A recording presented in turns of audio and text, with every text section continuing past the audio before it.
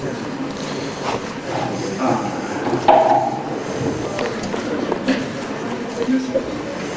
le recteur, monsieur le président, mesdames et messieurs, dans vos positions et valeurs, et surtout, messieurs les étudiants. J'avais préparé un petit discours, petit papier en turc. Je l'avais lu maintes fois, presque, je le connaissais par cœur, mais dans son extrême bonté, disons, monsieur le recteur m'a fait connaître que la présence des Français est une présence importante pour laquelle c'est obligatoire, une obligation d'hospitalité, c'est-à-dire je dois parler en français. Alors ce matin tôt, je me suis mis à la machine, j'ai tapé ce long discours. Si j'aurais eu 4 jours d'avantage, il serait la moitié. Bravo. À la fin de septembre, a eu lieu à Rome le 4e congrès international triennal Pythagore 2000, ayant pour thème une nouvelle éthique pour le 3e millénaire. À ce congrès, j'ai été invité pour porter une connaissance de l'islam à côté du grand rabbin de Rome, du révérend père Antoine Mondin, du chef de l'église vadoise et de Champa Gyatso, représentant du Dalai Lama en Italie. C'était déjà, voilà, un peu de monde de religions différentes. Mon exposé était divisé en 2 parties, de l'éthique du soufisme, des apports possibles du soufisme pour le 3e millénaire. Je me suis aperçu tout de suite de 2 choses. Que pour mon exposé, il était indispensable de parler de Mevlana et que l'éthique de Mevlana est indispensable pour l'évolution de toute éthique à venir. Voilà avant tout les quelques paroles avec lesquelles j'ai commencé ma relation.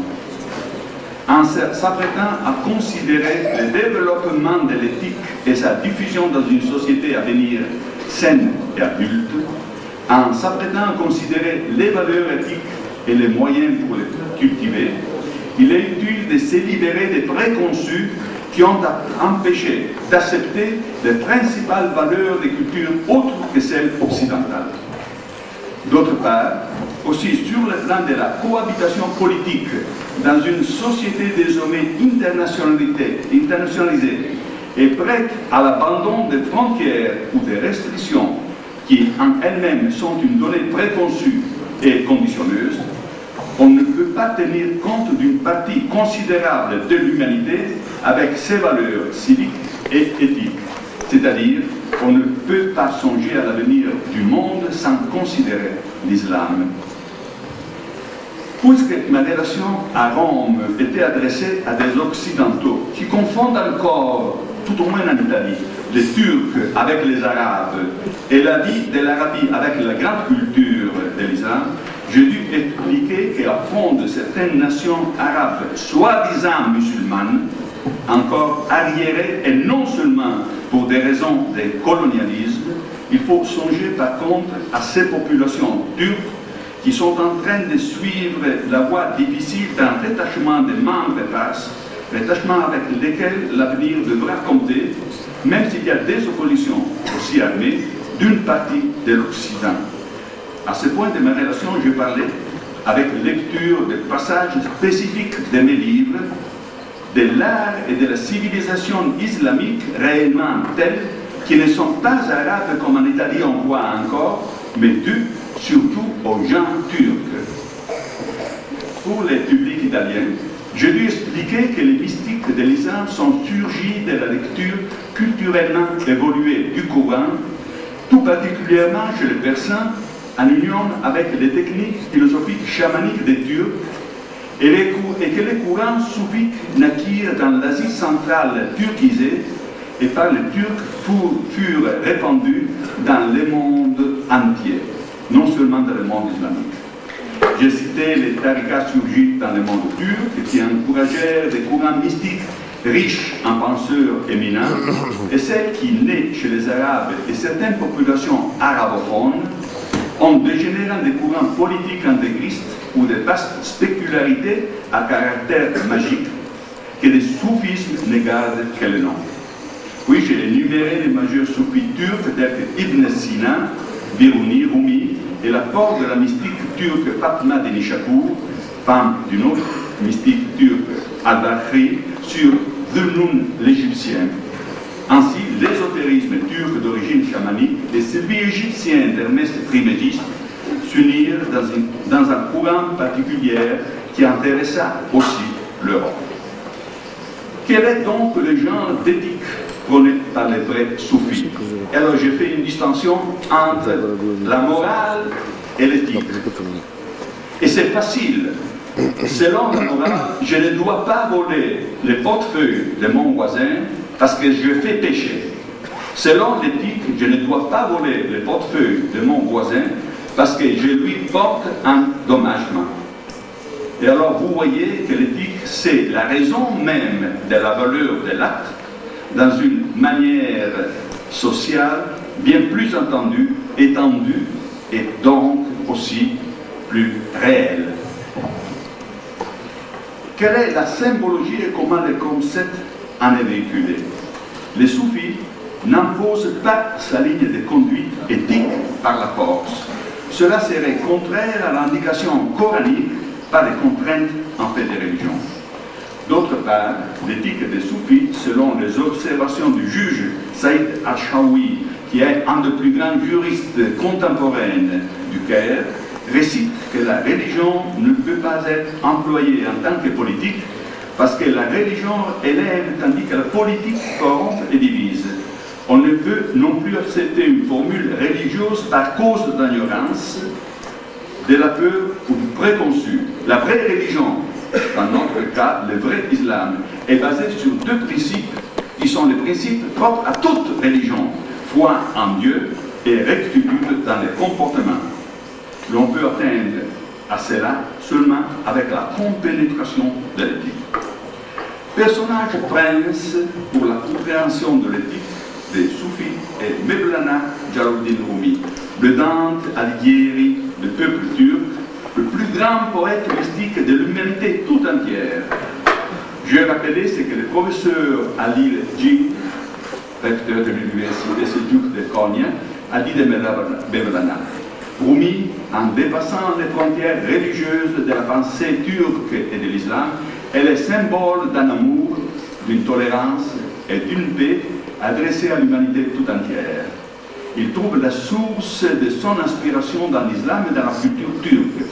Il les exprime, il les amplifie, il les offre à tous sans distinction aucune, tandis que la plupart des conflits entre les hommes découlent en effet du manque d'amour, d'égoïsme, du fait qu'à la personne humaine n'est pas donnée la valeur qu'elle mérite.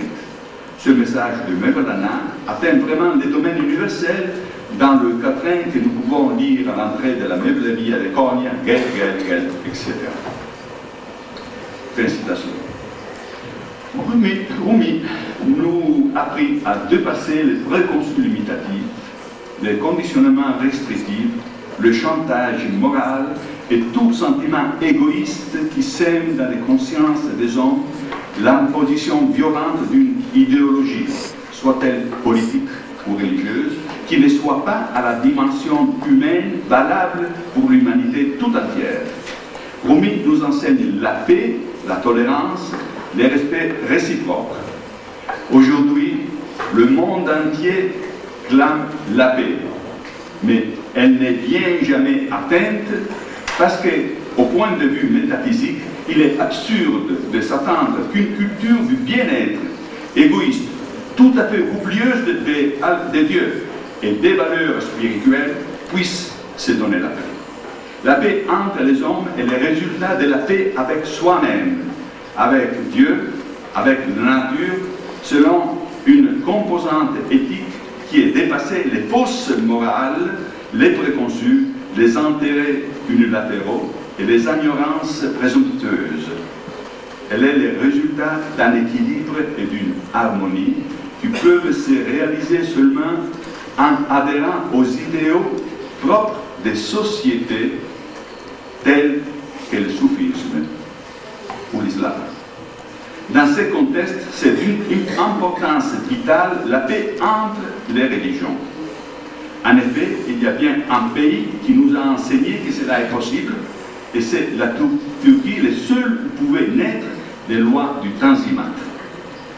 Dans le domaine de la paix, il faut dire quelque chose à propos de cette paix intérieure qu'aujourd'hui les hommes cherchent désespérément en Occident, au point même d'avoir favorisé l'établissement de pseudo-yoga et de faux guérisseurs spirituels en Occident. En vérité, l'on ressent instinctivement l'importance de la montée mystique et éthique. Mais ils sont peu ceux qui acceptent de se soumettre à la discipline d'une tradition authentique, la seule qui puisse produire des effets positifs. Dès que les idéaux religieux et éthiques sont taris, beaucoup d'hommes s'intéressent à la drogue, qui est une violence sur soi-même, ou à la violence sur les autres, jusqu'au massacre systématique des populations inermes ou des groupes éthiques différents, parfois sous les yeux indifférents de l'Occident, qui ne vise qu'à son propre bien-être, ainsi que nous pouvons constater aujourd'hui si l'on considère les massacres systématiques des populations bosniaques perpétrés par les Serbes, ou bien ce qui est arrivé en Somalie. Pourquoi tout ça? Les hommes reconnaissent un seul Dieu, mais en réalité ils vivent comme s'ils avaient plusieurs dieux. Ils servent plusieurs intérêts.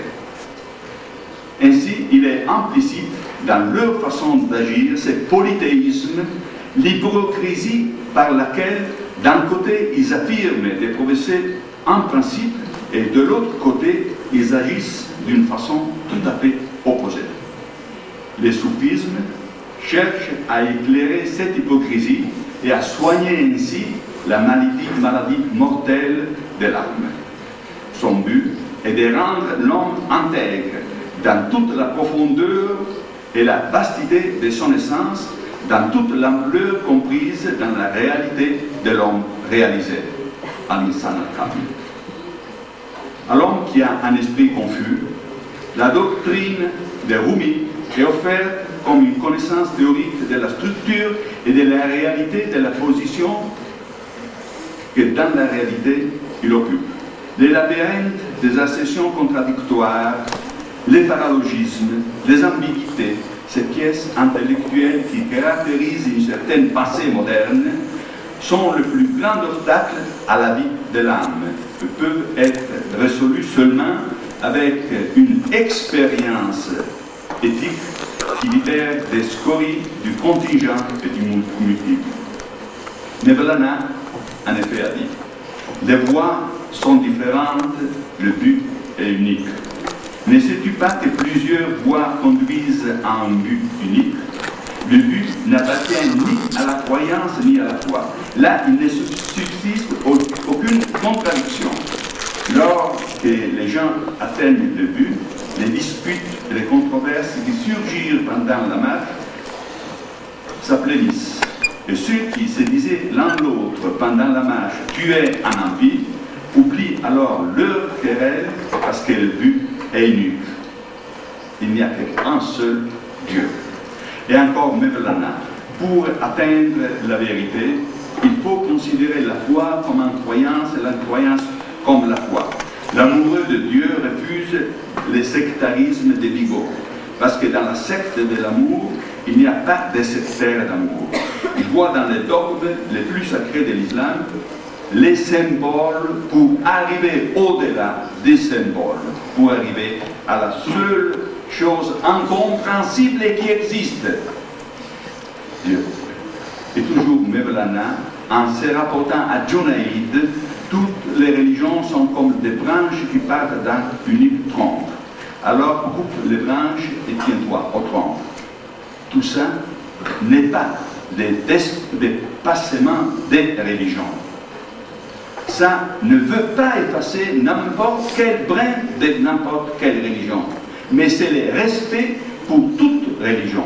C'est le respect pour toute religion que le Coran nous enseigne.